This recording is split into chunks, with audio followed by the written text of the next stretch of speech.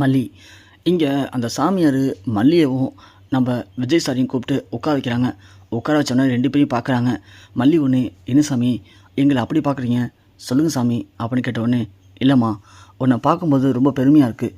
ஒரு குடும்பம் உன்னை நம்புது அப்படிங்கிறதுக்காக இவ்வளோ அசிங்கத்தையும் கஷ்டத்தையும் தாங்கிக்கிட்டு அந்த குடும்பத்துக்காக நீ இந்த அளவுக்கு போராடிட்டு இருக்க. அதை நினைக்கும் போது ரொம்ப பெருமையாக இருக்குது. நீ உண்மையாலுமே இவருக்கு மனைவியாக கிடைச்சதுக்கு அவர் தான் கொடுத்து வச்சுருக்கணும்.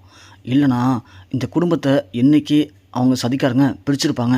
சொல்லப்போனால் நீ அந்த குடும்பத்துக்கு கிடைச்ச பொக்கிஷமா அப்படின்னு சாமி சொல்கிறாரு.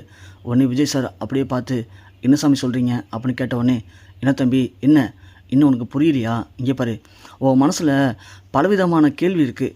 அதே மாதிரி இந்த பொண்ணு மேலே உனக்கு நல்ல அன்பு மரியாதை இருக்குது. ஆனால் இத்தனை நாள் நீ அதை புரிஞ்சுக்கணும் இல்லை, வெளிக்காட்டிக்கவும் இல்லை. நல்லா ஒன்று மட்டும் புரிஞ்சுக்க தம்பி, இந்த பொண்ணு உன் கூட இருக்கனால தான் உனக்கு நிம்மதி சந்தோஷம் எல்லாமே. ஆனால் இந்த பொண்ணு மட்டும் உன்னை விட்டு போயிட்டானா உன் வாழ்க்கையே அப்படியே புயலடிச்சு ஓஞ்ச மாதிரி திசை மாறி போயிடும். உன் பொண்ணு உன் கூட இன்றைக்கி இருக்கானா அதுக்கு காரணம் இந்த பொண்ணு தான். உன் வாழ்க்கையில் நிம்மதி சந்தோஷம் ஏதோ இப்போ கொஞ்சம் கொஞ்சம் இருக்குன்னா அதுக்கு காரணம் இந்த பொண்ணு தான். அதே மாதிரி உன் வாழ்க்கையில் நிம்மதி சந்தோஷம் எப்போதுமே அழியாமல் இருக்கணும்னாலும் அதுக்கு நீ இந்த பொண்ணை எப்படி பார்த்துக்க போறியோ அப்படி தான் இருக்குது. இதை நான் சொல்லப்பா, உன்னுடைய முதல் மனைவியே அதை தான் நினைக்கிறா. உன்னுடைய முதல் மனைவியே ஆசைப்பட்றா உனக்கு ஏற்ற ஜோடி இவ தான் அப்படின்னு. தான் புருஷன் கஷ்டப்படக்கூடாதுன்னு உன் முதல் மனைவி நினைக்கிறா.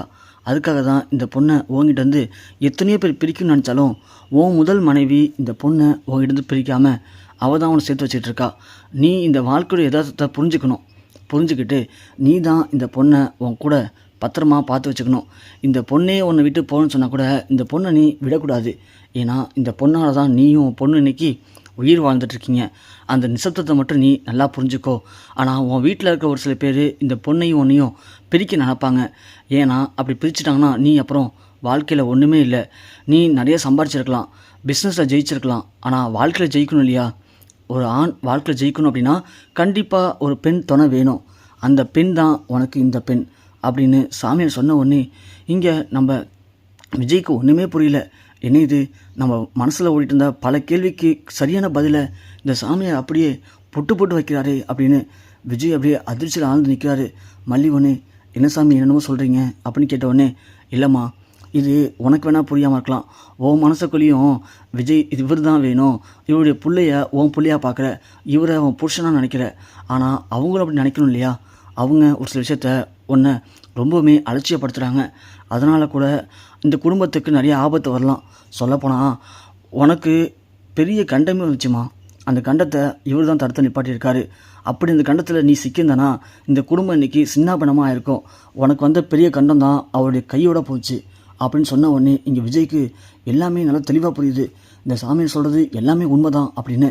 அது மட்டும் இல்லைம்மா, இன்னமும் அந்த குடும்பத்தால் உனக்கு நிறைய கண்டங்கள் வரும். அந்த கண்டத்திலலாம் உன்னை காப்பாற்ற போகிறது இவர் மட்டும்தான். இவர் மனசு வச்சா மட்டும்தான் உன்னை காப்பாற்ற முடியும். அப்படி காப்பாற்றினதுனால தான் அவருடைய குடும்பம் நல்லா இருக்க போகுது, அவருடைய வாழ்க்கையும் நல்லா இருக்க போகுது. அப்படி அவர் உன்னை புரிஞ்சிக்காமல் விட்டுட்டார் அப்படின்னா அந்த நொடியே அவருடைய குடும்பம் அழிவு நோக்கி போக ஆரம்பிச்சிடும் அப்படின்னு சாமியார் சொல்கிறாங்க. அது மட்டும் இல்லை, உங்களுக்குன்னு ஒரு குழந்தை வரும். அந்த குழந்தையும் நீங்கள் பெற்றெடுத்து வளர்க்க தான் போகிறீங்க. இப்போ வேணால் நீங்கள் நினைக்கலாம் நமக்கு எதுவுமே வேண்டாம் அப்படின்னு. ஆனால் கடவுள் முடிச்சு போட்டுட்டாரு, அதுக்கான பலனை நீங்கள் அனுபவிச்சு தான் ஆக போகிறீங்க. ஸோ 2 பேரும் ஒருத்தவங்களை புரிஞ்சுக்கோங்க. உங்கள் வீட்டில் இருக்க கெட்ட சக்தி உங்களை பிரிக்க நினைக்கலாம். ஆனால் எந்த இடத்துலையும் 2 பேரும் பிரிஞ்சிடாமல் எந்த இடத்துலையும் விட்டு கொடுக்காமல் வாழ்ந்தீங்க அப்படின்னா கண்டிப்பாக உங்களுக்கு நல்ல எதிர்காலம் இருக்குது அப்படின்னு சொல்லிட்டு சாமியார் சொல்லிடுறாரு. அங்கேருந்து மல்லி விஜய் 2 பேரும் யோசிச்சுக்கிட்டே வராங்க. வரும்போது அரவிந்த் சொல்கிறாரு, என்ன சார் என்ன யோசனையாக இருக்குது, மூஞ்செல்லாம் ஒரு மாதிரி ஆயிடுச்சு அப்படின்னு சொன்ன உடனே, இல்லை அரவிந்த், நான் தான் சொன்னாலே ஏற்கனவே எனக்கு மனசுக்குள்ளே சாமியார் சொன்ன மாதிரி பலவிதமான கேள்வி இருந்துச்சு, இல்லைன்னு சொல்ல. அந்த கேள்விக்கு பதில் தெரியாமல் தான் இருந்தேன். ஆனால் இன்றைக்கி நீங்கள் திடுதிப்புன்னு கோயிலுக்கு போகலான்னு கூப்பிட்டீங்க. கோயிலுக்கு வந்தோடனே மனசுக்கு கொஞ்சம் நிம்மதியாக இருந்துச்சு. ஆனால் இப்போது அந்த சாமியார் பார்த்து பேசுகிறதும் என் மனசில் இருந்த பாதி பிரச்சனைக்கு அவர் ஒரு முடிவு சொல்லிட்டாரு. இதுக்கப்புறம் அவர் சொன்ன மாதிரி என் கையில் தான் என்னுடைய நிம்மதி சந்தோஷம் என் குடும்பத்தோடைய எல்லாமே இருக்குது. இதுக்கப்புறம் நான் தான் கரெக்டாக எல்லாத்தையும் புரிஞ்சுக்கிட்டு நடந்துக்கணும் அப்படின்னு சொல்லிட்டு போகிறாரு. இவர் சொன்னதை பார்த்து மல்லி ரொம்ப சந்தோஷப்படுறாங்க. பரவாயில்ல, விஜய் இந்தளவுக்கு மாறிட்டாரே அப்படின்னா இனிமேல் நமக்கு இந்த வீட்டில் எந்த ஒரு பிரச்சனையும் இருக்காது, விஜய் இனிமேல் நம்மளை நல்லா பார்த்துக்க போகிறாரு அப்படின்னு ரொம்ப சந்தோஷமாக இருக்காங்க மல்லி. இப்படி 3 பேரும் வீட்டுக்கும் போகிறாங்க. அதுக்கு முன்னாடி இந்த சாமியார் ஒன்று சொல்லியிருப்பார். என்ன அப்படின்னா, உனக்கு நான் சொல்கிறது மேலே நம்பிக்கை இல்லாமல் இருந்துச்சு அப்படின்னா நீ இன்னும் ஒரு வாரத்துக்கு செருப்பு போடாமல் நடந்துப்பார். ஸோ செருப்பு போடாமல் நடந்தனா கண்டிப்பாக அப்போ தான் உனக்கு மற்றவங்களுடைய அருமை புரியும், யார் கெட்ட சக்தி அப்படிங்கிறத நீ ரொம்ப எளிதாகவே புரிஞ்சுக்கலாம். உன்னை செருப்பு போட வச்சே ஆகணும் அப்படின்னு ஒரு சில பேர் முடிவு பண்ணுவாங்க. எதுக்காக அப்படின்னா அப்போ தான் அவங்க வழிக்கு கொண்டு வர முடியும் அப்படின்னு அவங்களாவே உங்ககிட்ட மாட்டிப்பாங்க. அப்படி மாட்டிக்கிட்டாங்க அப்படின்னா அவங்களால தான் உனக்கு பிரச்சனை அப்படிங்கிறத நீயே புரிஞ்சுப்ப. நான் சொல்கிற நம்பிக்கை இல்லைன்னா நீ அதை செஞ்சுப்பார் அப்படின்னு சாமியார் சொல்லியிருப்பார். அதே மாதிரி இங்கே விஜய் ஆஃபீஸ்லாம் போயிட்டு வந்துட்டு வீட்டில் சந்தோஷமாக இருக்காங்க. அது மட்டும் இல்லாமல் மல்லி இதை போயிட்டு அன்னபூர்ணிகிட்ட சொல்கிறாங்க. இது மாதிரி கோயிலுக்கு போனோம் தெரியுமா, கோயிலுக்கு போனப்போ அந்த சாமியார் இப்படிலாம் சொன்னார், நான் தான் இந்த வீட்டுக்கு மிக முக்கியமான அதிர்ஷ்டம்னு சொன்னார், என்னை பத்திரமா பார்த்துக்கிட்டா உங்களுடைய குடும்பம் அழாக்குன்னு சொன்னாங்க. அதை கேட்டவுடனே விஜய் அப்படியே கண் கலங்கிட்டார். எனக்கு தெரிஞ்சு இனிமேல் விஜய் என் மேலே கோவமே படமாட்டார் போல். விஜய் நல்லாவே புரிஞ்சுக்கிட்டாரு. இனிமேல் யார் நினச்சாலும் எங்களை பிரிக்க முடியாது பெரியமா. அது மட்டும் இல்லாமல் இந்த செருப்பு விஷயத்தையும் சொல்கிறாங்க. இதெல்லாம் கேட்ட உடனே இங்கே பயங்கர டென்ஷன் ஆகுது ராஜிக்கு. ரஞ்சிதாவும் ராஜி பேசிக்கிறாங்க. பாத்தியா ரஞ்சிதா, இந்த விஜய் டோட்டலாக அந்த மல்லி பக்கம் சாஞ்சிக்கிட்டே இருக்கான். இதை இப்படியே விடக்கூடாது. இன்னமும் செருப்பு போடாமல் ஒரு வாரம் நடக்கணுமாமே. எதுக்கு நடக்கணும்? அப்படிலாம் நடக்க விடக்கூடாது. அவன் செருப்பு போட்டு தான் நடக்கணும். அவனுக்கு நான் ஒரு முடிவு கட்ட பிரச்சனைக்கலாம். இந்த மல்லி நினைக்கிறது எதுவுமே நடக்கக்கூடாது இந்த வீட்டில் அப்படின்னு ராஜி ரஞ்சிதா 2 பேரும் சேர்ந்து விஜய்க்கு ஒரு ஷூ வாங்கிட்டு வராங்க. இங்கே அந்த சாமியார் சொன்ன மாதிரியே விஜய் செருப்பை போடாமல் நடந்து வர்றாரு ஆஃபீஸ் போகிறதுக்கு. அதை பார்த்து அன்னபூர்ணி, மல்லி அங்கே பார்த்தியா, விஜய் தம்பி செருப்பும் போடல ஷூவும் போடல.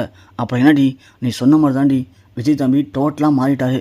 இனிமே உனக்கு பிடிச்ச மாதிரி தான் இருக்க போகிறாரு. இனி எந்த பிரச்சனையும் இருக்காது மல்லி, சந்தோஷமாக இருக்க போகிறோம் வாழ்க்கையில். இது ஃபுல் நாள் நீ கஷ்டப்பட்டிருக்கலாம், ஆனால் இதுக்கப்புறம் அந்த கஷ்டத்துக்கெலாம் பலன் கிடச்சிச்சு. எல்லாம் சொல்லுவாங்கள்ல, வாழ்க்கையில் ஒரு பாதி கஷ்டப்பட்டாலும் அடுத்த பாதி சந்தோஷமாக இருக்கலாம் அப்படின்னு. அது மாதிரியான நேரத்தை நோக்கி தான் மல்லி நீ போயிட்டுருக்க. இனிமேல் வாழ்க்கையில் சந்தோஷம் மட்டும்தான் இருக்க போகுது அப்படின்னு சொல்கிறாங்க. அவர் சொல்லிகிட்டு இருக்கும்போது இங்கே விஜய் கரெக்டாக நடந்து வராரு. நடந்து வந்தவுடனே ரஞ்சிதா பார்த்துட்டு, மாமா ஒரு நிமிஷம் இல்லைங்க மாமா அப்படின்னு சொல்கிறாங்க. என்ன ரஞ்சிதா அப்படின்னு கேட்டவுடனே ராஜி, விஜய் என்ன விஜய் ஷூவும் போடல செருப்பும் போடல, என்னாச்சு உனக்கு அப்படின்னு கேட்டவுடனே, இல்லைக்கா அது அப்படின்னு யோசிச்சுட்டு ராஜிட்ட சொல்ல வேணாம் அப்படின்னு, இல்லைக்கா ஷூ கொஞ்சம் அருந்துருக்கு, அதான் நான் பார்த்துக்கிறேக்கா அப்படின்னு சொன்னவுடனே, விஜய் என்ன விஜய், நான் உன் அக்காடா, அப்படி இருக்கும்போது நான் என்ன அப்படியே விட்டோன்னா உனக்கு ஷூ தான் அறுந்து போச்சு எனக்கு தெரியும்டா, அதனால தான் நான் உனக்கு புது ஷூ வாங்கிட்டு வந்திருக்கேன், இதை போட்டுக்கோ அப்படின்னு புது ஷூ ஓப்பன் பண்ணி கொடுக்குறாங்க. அதை பார்த்தோன்னே விஜய்க்கு என்ன பண்ணுறதுன்னு தெரில. என்னடா அது இப்படி ஒரு தர்ம சங்கடத்தில் ஆக்கிக்கிட்டாங்களே அப்படின்னு யோசிக்கிறாரு விஜய். யோசிச்சுட்டு இந்த ஷூ எடுத்து போட்டோம்னா அது நமக்கு பிரச்சனை தான். அது மட்டும் இல்லை, சாமியார் சொன்ன மாதிரி இந்த ஷூவால் தான் பிரச்சனை வரும்னு சொன்னாங்க. ஆனால் அந்த ஷூவை நம்ம அக்காவே கொண்டு தராங்களே, அப்போது இந்த வீட்டில் இருக்கிற எல்லா பிரச்சனையும் காரணம் நம்ம அக்கா தானா அப்படின்னு விஜய் யோசிக்கிறாரு.